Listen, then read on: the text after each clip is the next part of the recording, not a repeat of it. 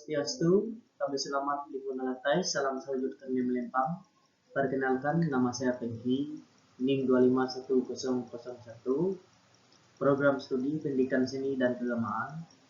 Dosen pengampu, Gusti Bagus Arya, PP, Eskom, Mkom. Studi kasus yang saya ambil, kolaborasi daring, penumpang bebas, dan pilihan digital. Alasan saya memilih kasus, kolaborasi daring yang tidak adil, gangguan komunikasi, dan kelelahan digital.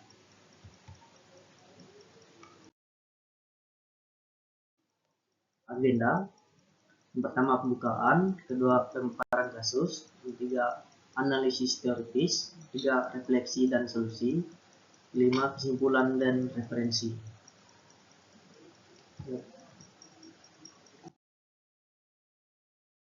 Pemaparan kasus apa yang terjadi.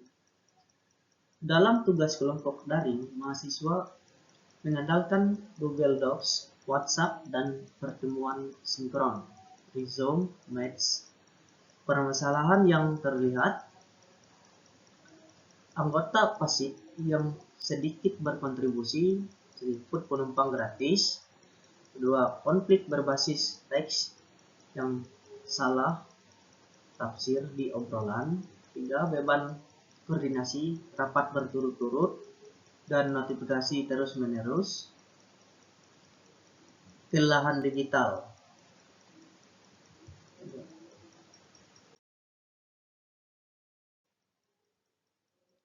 Contoh konkret, hipotetis tetapi umum.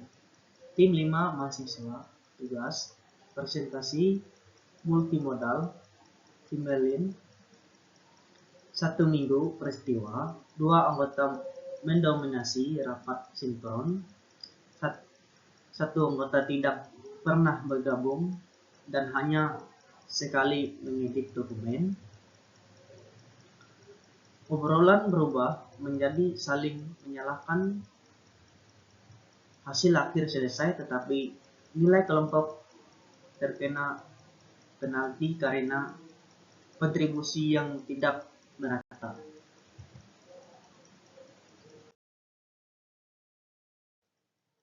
Kerangka teoritis untuk menjelaskan kasus CSCW kerjasama yang didukung komputer. CSCW mengkaji bagaimana alat memediasi kolaborasi tertefak yang dirancang dengan buruk atau ketiadaan mekanisme koordinasi bersama menimbulkan gangguan dalam pasibilitas peran yang akuntabilitas.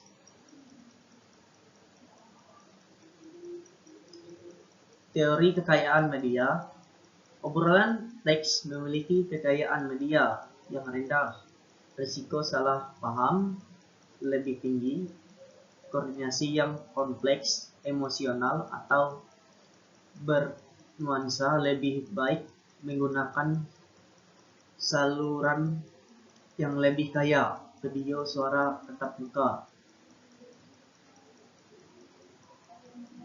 Pengenduran sosial atau menumpang gratis. Ketika upaya individu tidak terlihat atau tidak terkait dengan imbalan, anggota akan mengurangi usahanya. Lingkungan daring memperkuat anonimasi dan penyebaran tanggung jawab. Kelelahan digital dan beban kognitif. Peralihan tugas yang terus-menerus, notifikasi, dan waktu layar yang berkepanjangan meningkatkan beban kognitif serta kelelahan sehingga menurunkan kapasitas kolaborasi yang berkelanjutan.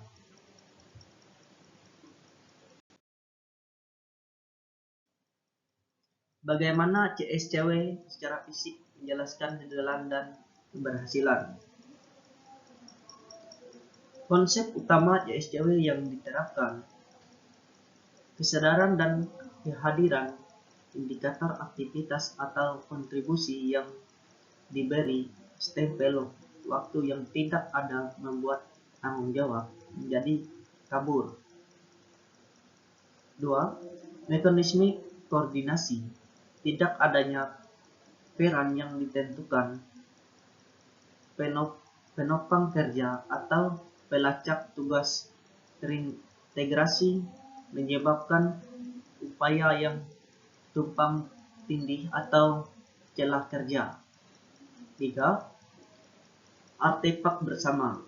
Google Docs dapat mendukung penyuntingan bersama, tetapi tanpa disiplin, versi dan protokol komentar, artefak menjadi kacau, alih-alih kolaboratif.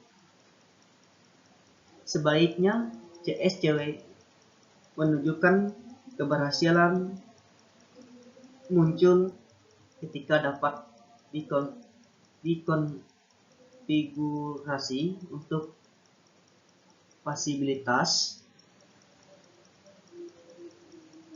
riwayat pengeditan tugas yang ditugaskan, pengecekan dan sinkron dilakukan secara sengaja, dan nama komunikasi diterapkan.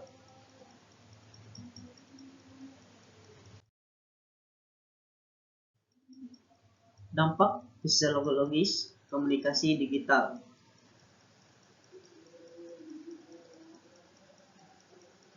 Dampak yang didukung penelitian dan relevan dengan kasus ini: jarak sosial yang dipersiapkan, teks mengurangi isyarat keakraban, dan empati menjadi lebih lemah. Eskalasian konflik, ambiguitas nada menyebabkan salah tafsir dan balasan yang defensif. Stres kronis dan kelelahan, tuntutan sinkron atau asinkron yang terus-menerus meningkatkan kecemasan dan mengurangkan motivasi.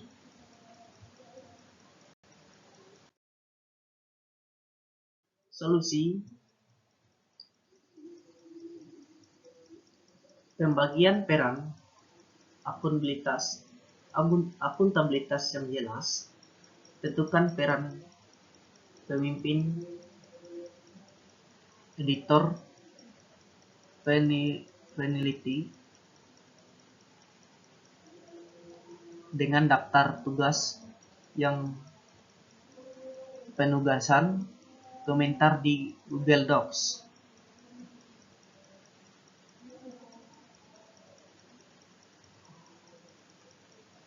Kedua, manajemen proyek yang ringan, gunakan pelacak sederhana,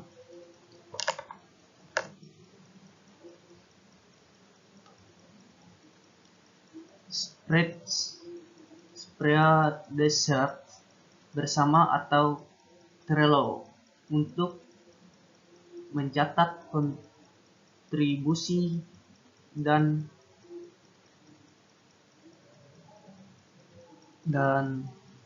tenggat waktu terlihat oleh dosen. 3. Protokol komunikasi, tetapkan nama, kapan menggunakan chat, video, jendela waktu, respon yang diharapkan, dan template untuk umpan balik yang konstruktif. SBI, situasi, perilaku, dampak. 4. Melindungi ruang kognitif. Batasi rapat sinkron pada agenda yang jelas dan batas waktu. Jadwalkan periode tanpa rapat untuk mengurangi kelelahan. 5. Pengawasan dosen dan pemeriksaan kemajuan berlaku komponen penelitian riwayat dan reading dan dukung keadilan. Refleksi sebagai calon pendidik dalam pendidikan seni dan keagamaan menjadi teladan norma kolaboratif dan ekspektif etis yang jelas untuk kerja kelompok, merancang penilaian yang menghargai kontribusi individu dan hasil bersama, memperhatikan kesejahteraan siswa, menyimbangkan tuntunan digital, dan membangun literasi digital, etika, komunikasi, manajemen diri. Menggunakan AI sebagai alat pendukung, tetapi tetap mewajibkan analisis dan refleksi orisinal.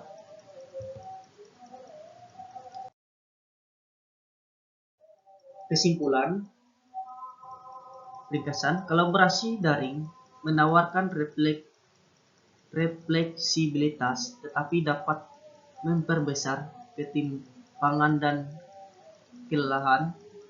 Menggabungkan desain yang dinotifikasikan, CSCW, peran yang jelas, protokol, komunikasi, dan pengawasan instruksi menghasilkan kerja tim yang lebih adil dan sehat. Keterampilan penting bagi calon guru. Referensi Doci dan mungkin sekian video dari saya. Saya tutup dengan Parama Santi. Om Santi Santi Santi Om Sahe. Sekian, bye.